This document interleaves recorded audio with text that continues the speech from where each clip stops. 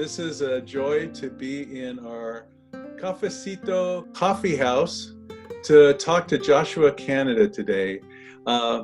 This is the beginning of a series of Cafecito conversations. In Spanish, Cafecito means a little coffee. So not only is it literally a little coffee, but it's a time to have a coffee with somebody, a coffee time. And so today we're joined by Joshua Canada, and I have my virtual coffee house behind me, and Joshua is joining me. We have our, not virtual mugs, but mine's not showing today, but I have my, there we go, APU coffee mug, and we are in our coffee house. And Joshua, thanks for joining me today. To be here. You know, first off, Joshua, I really miss just seeing you and sitting down with you like old times to have a coffee. We look forward to those real times in the future together, but thank you for taking time on Zoom to be with me today. Yeah, I'm glad to be here. Yeah, I think everyone is missing the being in physical presence with each other, and as much as we could try for Zoom, it doesn't completely make up for that part of not being in person. There you go.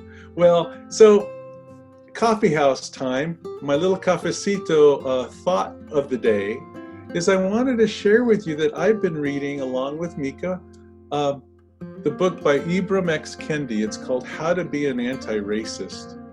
And so I really just wanted to pick your brains with some of his thoughts on being an anti-racist. And it's, in fact, his definition of being an anti-racist is one who is supporting an anti-racist policy through their actions or expressing an anti-racist idea. So basically, in his book, he's saying that sometimes people do things that aren't not only socially acceptable or politically correct, but that are really racist. Right. And the pushback is, hey, wait a minute, I didn't mean it. I'm not a racist. Right. Well, Ibram X. Kendi would say, just don't stop there. So what are you doing in your life, or in APU life, in Christian life? What are you doing that is showing that you're an anti-racist? What do your actions look like? Right. And so I just wanted to pick your brains today. What are your initial thoughts on being an anti-racist, especially in Christian higher ed? Yeah, you know, I value it. I think that it's important for us all to acknowledge that there's not neutral space out there. I mean, you could think about it.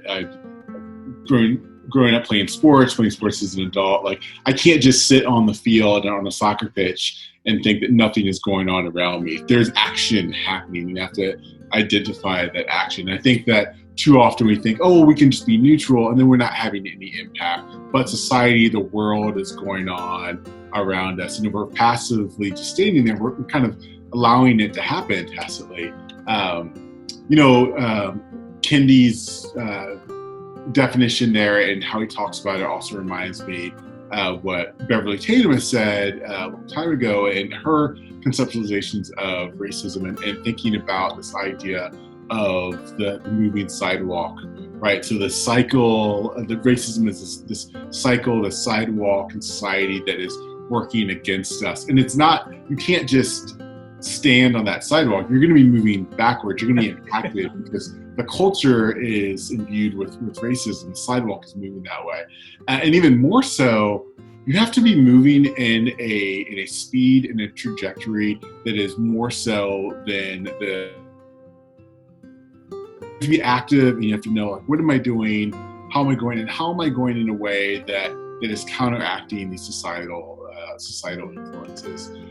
So I broadly with Kendi, right, and then I think specifically with that idea of like walking at a pace that is greater than the pace of the moving sidewalk is really important in my mind. I think about Christian higher ed. One of the we like to talk about how relational our communities are and how important it is to be known. And I think one of the pieces there is that we are sometimes averse to having conflicts with one another, and averse to, I think, speaking kind of truths of experiences and things that feel like they would be cause dissension, if you will. So Right. one of those is race, and I think that the typical way we kind of go about things is to kind of think, oh well, race doesn't really matter. Racism, it matters, but I don't want to bring it up. I don't want to talk about it. I want to treat people equally. Kind of again, this colorblind perspective, and I think it behooves us to not have that. I think we need to acknowledge the reality of racism and the lived experiences, the systematic realities that impact our students, impact our staff and faculty of color, whether that is their treatment and whether in K-12 education, whether it is housing, like all of that is brought to the university setting. And then even thinking about what are experiences of our students, what are the experiences of our Black faculty staff, Latinx faculty and staff, Asian American, others of color. And so I think we have to go away from this kind of colorblind, let's just appreciate the fact that we're all here in this diversity perspective and say, how are we trying to understand and then act in a way that is opposed to the racism that even exists in our community? And I hesitate in some ways to kind of think of, here are these specific big things that we can do, because I think some of them are contextual. I think some of them are like in our sphere of influence.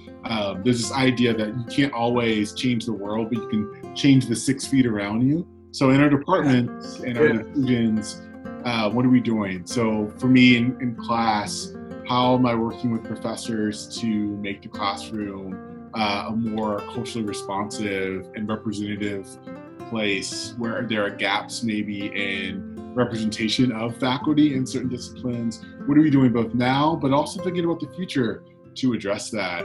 How do we validate and not in a way that is placating, but in a way that is honest and true when students of color in particular bring up issues that happen in the classroom? There you go. In the climate. Like, we need to be anti-racist is to fully believe that and deal with whatever that issue is. And again, so I think that manifests differently on different parts of our campus. So it's my hesitation of like, this is the universal response. But I think what is universal is we need to have the consciousness of it, and then we need to be acting in our spaces and in our 6 feet of influence, if you will. Thank you, Joshua. Yeah.